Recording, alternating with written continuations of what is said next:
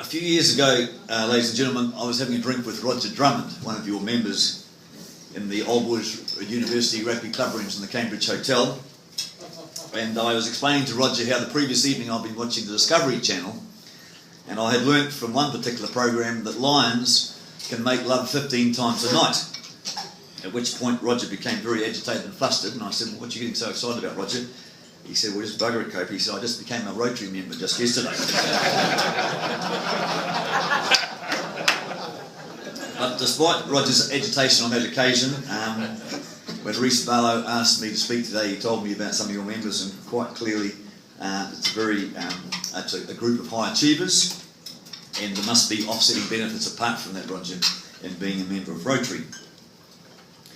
Which brings me to, if there is any point to my address to you today, and that is, why is it that I, a man who was raised in Greymouth, has become one of New Zealand's foremost international consulting economists, a legend in my own lunchtime? Why is it that I'm not a member of Rotary?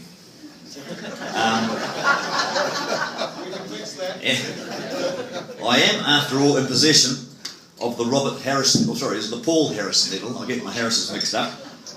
And I was going to wear it today, but Reece said that's not on.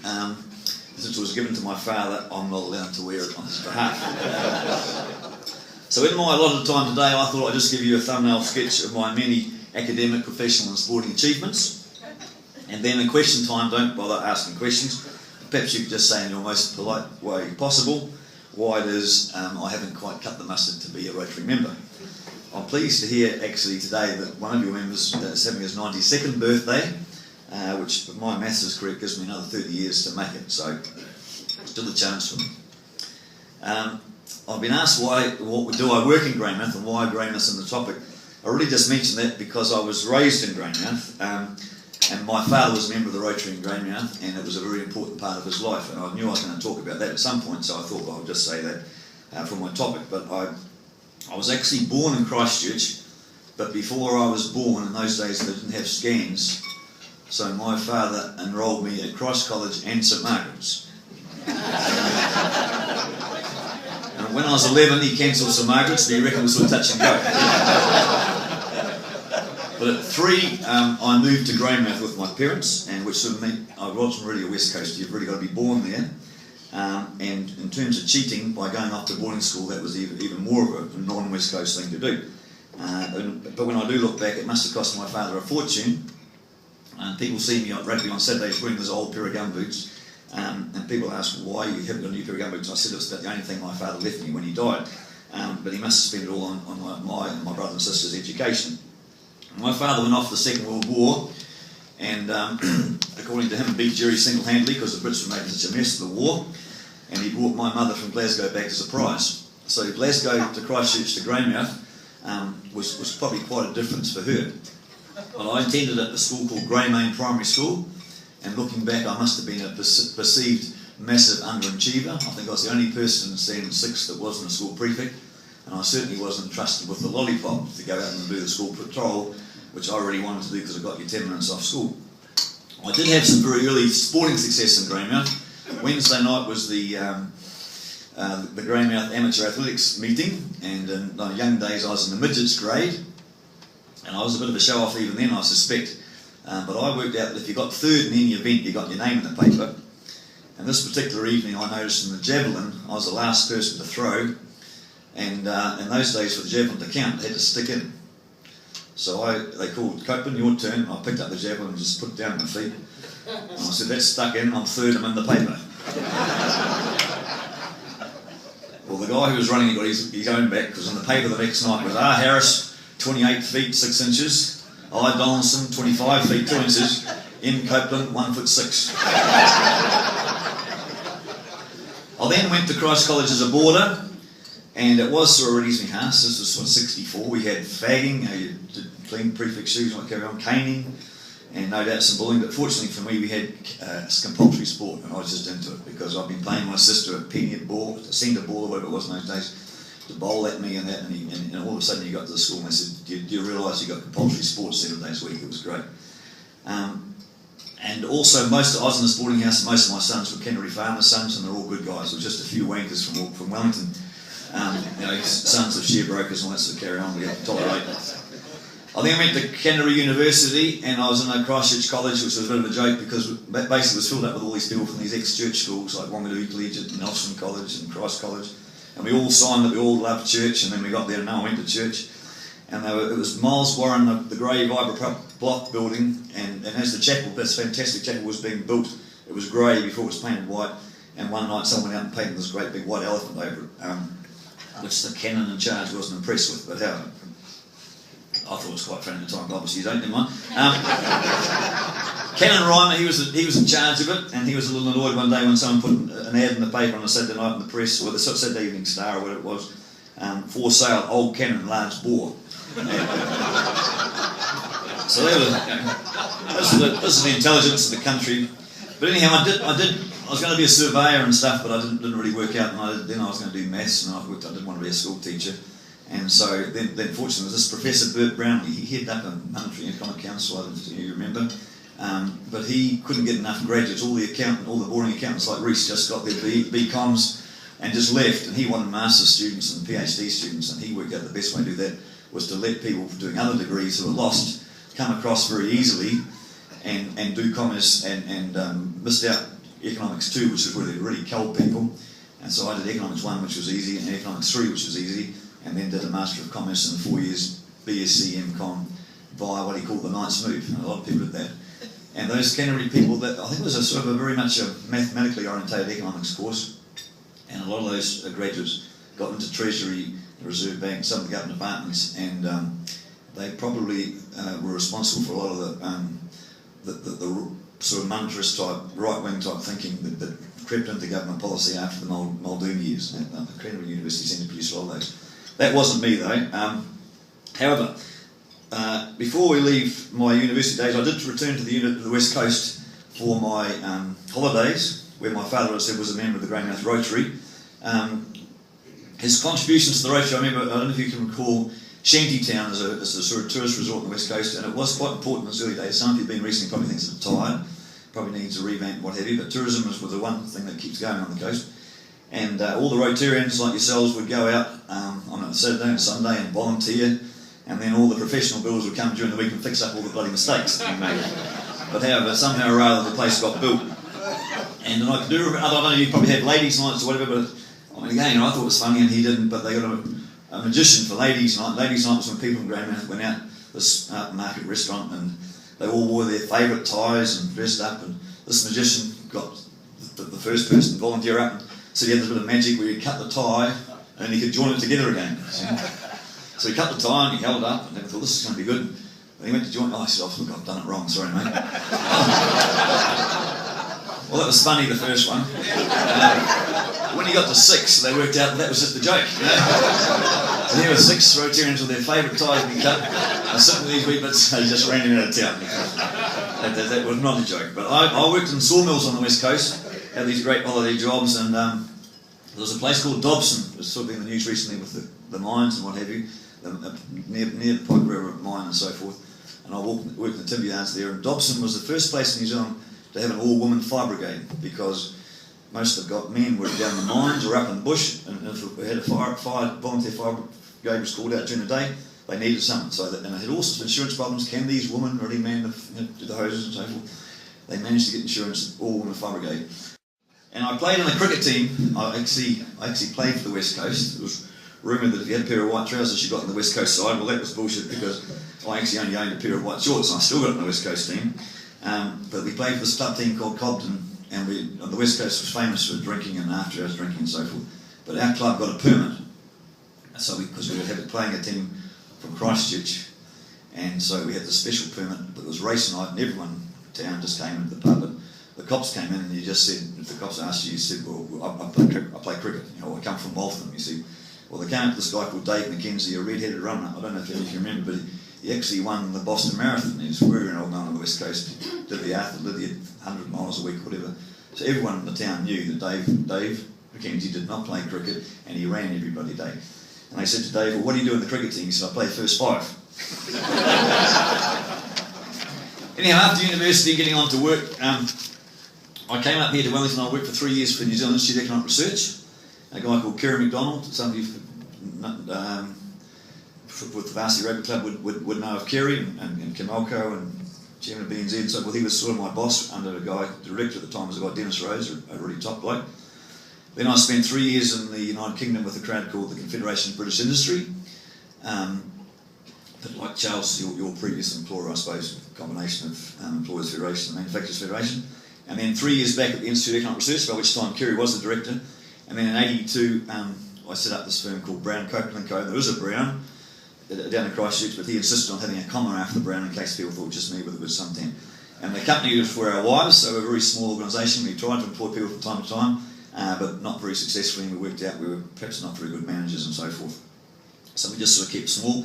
I'm what's called a microeconomist, not a macroeconomist. I don't do all this forecast of what exchange rates are going to do and the rest of it. And I was dying to ask Pete, it's all well looking back, but what can you tell me about the future? And who, of course, who can? But economists think they can. Said to have been invented to make weather forecasters look good. Although I think seismic engineers at the moment have got to be the thickest people around. I mean, they still ask back, aren't they? No, and they have absolutely no idea. Perhaps economists sometimes said those who, when they don't know your telephone number, will still make an estimate. You know, and I mean, what's wrong with being out by 10% on one digit? I had a mate who worked for a private firm, and their boss called him, their economist, a lawyer, an engineer, and said to him, "What's 1 + 1?" And the economist said, the engineer said, "Well, it's 1.9999 from your slide rule." The lawyer refused to answer in case it incriminated him, and the economist said, "Well, what answer do you want?" I guess that's the area I fall into. All my clients, I'm always on the side of the angels.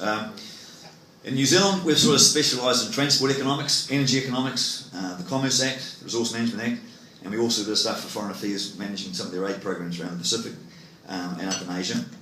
However, my former business partner, Nick Brown, he was a Lincoln College graduate, and on the back of his shirt tails, really, I got up into Asia, and we had to specialise, so we called ourselves an agricultural economists, and because New Zealand's an agricultural country with all our pastoral farming, and most of our stuff was in places like Pakistan and Tajikistan and so forth, where it's all cotton and rice, but never mind.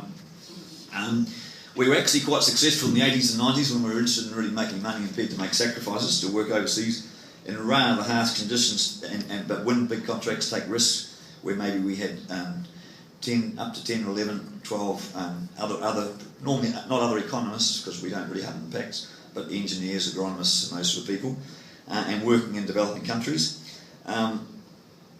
We had to sort of negotiate with the Asian Development Bank. We weren't great negotiators. We learnt the hard way with respect to Asia, and within that someone asked me, what's your charge rate, I say it's X, and they'd never come back and say, well, I'll give you the job if you charge 0.9X, because then they say, why the hell did you try and charge me X in the first place? But in Asia, you just got to put some stuff on the front. We didn't know that, so the first job we got, they just had to cut us back. So we learned you had to preload, and then everyone win-win. We were also dealing with a very bureaucratic organisation, I suppose, the Asian Development Bank, and they paid much better rates if you had 7 employees. In other words, if you're a company as opposed to what they called individuals. And you had to have a minimum of 7. So we registered as a company to get the good rates, and of course we had 7 employees, until we were asked one day by a Filipino who knows nothing about New Zealand. It's for real, eh? Well, it wasn't interesting anyway, was it? Carry on. Carry on. Is there anyone in the Dobson Fire Brigade here who's got to go? Anyway, we're dealing with the Filipinos, and I love Filipinos, but we know very little about their country, and they know absolutely nothing about our country, really. Apart from those who've come here and settled here. And anyhow, this Filipino said one day, "Who are the other 5 people in your firm?" And we said, "Oh, you wouldn't know them, they don't do overseas work." "No, who are they?" You see, so for the want of names, my business partner started reading out the All Blacks from fullback. John Gallagher, John Kerwin, or he got the second 5 and couldn't remember. Fortunately, John Schuster prompted him, so we got through that. A bit like Grizz Wiley when he was calling out the All Blacks in the old days. They always do it from underneath the stands at Athletic Park, and he said, fullback John Gallagher, right wing John Kerwin, left wing Inga Tuiga, bugger it all, Terry Wright then, eh? Anyhow, those were the Philippine days. We could go on about the bars and so forth, but I probably won't. In the early days, we seemed to specialise in Pakistan, a country where they say you never own your food, you only rent it. If you're still there, they cut your hand off, so, you know, I don't really think too much about adultery when I'm up there. But Pakistan, as you'll be aware, is a very troubled country.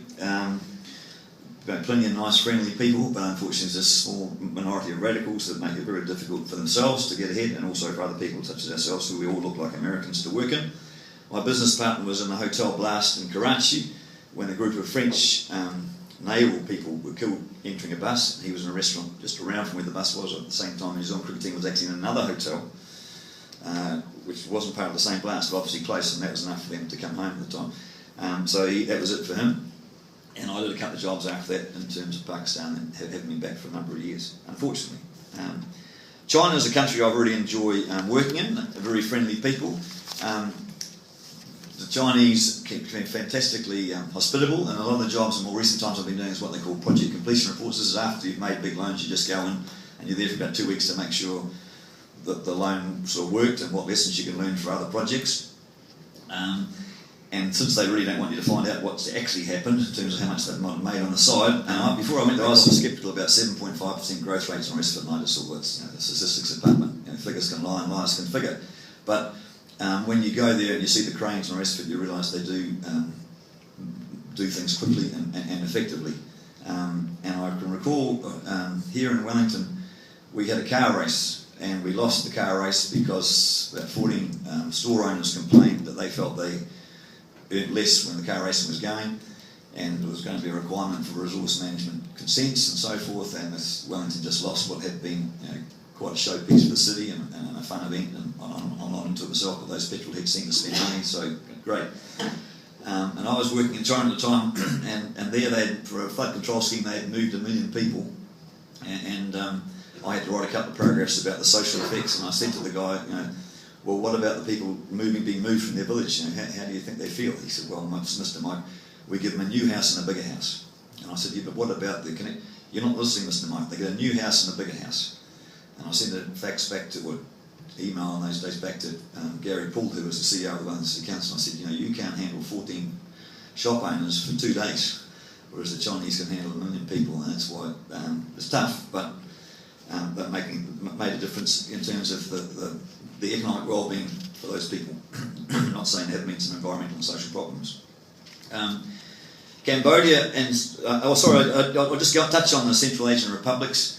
For some, it just became after 2000, it's seen part of the Asian Development Bank's area, and I've worked in Uzbekistan. Kazakhstan's got all the gas, so that's sweet, but Tajikistan and Uzbekistan are very poor countries, very reliant on the cotton industry, which is subject to ups and downs and so forth. And one of the problems in Tajikistan is that the farmer can become the peasant farmer because of middle people. And interesting, one of the jobs there was trying to bring into their economy like a cooperative like we have here.